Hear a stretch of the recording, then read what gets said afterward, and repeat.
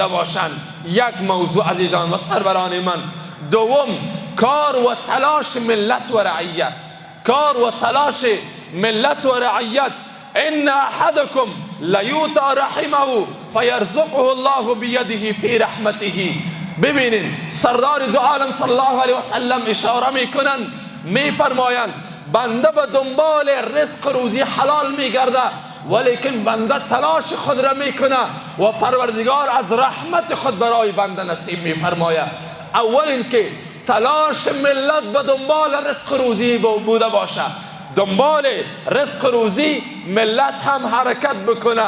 این برنامه سردار دو عالم صلی الله علیه و سلم در ارتباط بر توسعه اقتصادی یک سرزمین اسلامی است. و همچنان سومش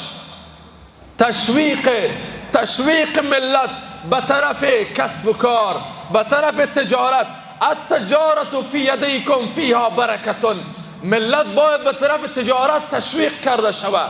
از طرف علما و از طرف حکومت اسلامی برنامه ریزی کرده شود تا ملتش بار دوشی برای جامعه نبوده باشه، بار دوشی برای جامعه نبوده باشه، تشویق کرده شود. امروز گداهایی که در پشت هر دروازه است مسئولیت حکومت اسلامی. الحمدلله در ولایت کابل خیلی یک خبری که خوشایند و امیدوار کننده بود که من و شما الحمدلله شنیدیم که تعداد 1000 نفر از گدایانی که بدون نیاز یا با نیاز اگر در شهر و بازارها گدایی میکردن جمع آوری شد و از طرف حکومت اسلامی برایشان معاش مقرر کرده شد که شما گدایی نکنین، بعد از طرف حکومت برای شما معاش پرداخت کرده می شود.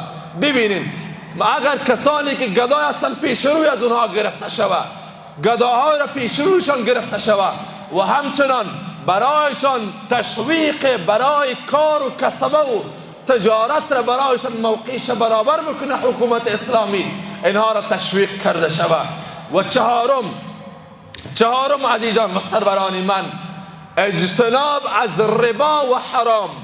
اجتناب از ربا و حرام در سرزمین اسلامی.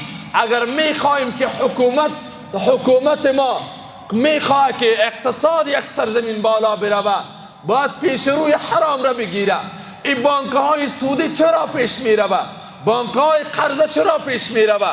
معاملات سودی و گروی که ما دلایل شرعی داریم، اگر درست از یک تعداد مفتی صاحبان ما فتوا بر حلال بودن عظیمیته، یک تعداد علمای ما خودشان گروی دارن، نه عزیزان و سروران من، ما دلایل قانع کننده شرعی داریم در حرام بودن ربا و سود. اینجا موضوع دین ماست، موضوع شریعت ماست. حکومت اسلامی برخصوص وزارت عدلیه و ریاست عدلیه های ولایت ها پیش روی کسانی که رهنما دارند ولیکن موضوع معاملات گروی و حرام را پیش میبرند، اینها را پیش روی از اینها گرفته شود. بجای از این که زمانی که حرام در سرزمین اسلامی آمد، در بین ملت آمد، برکت پول حلال را هم بیرون میکنند.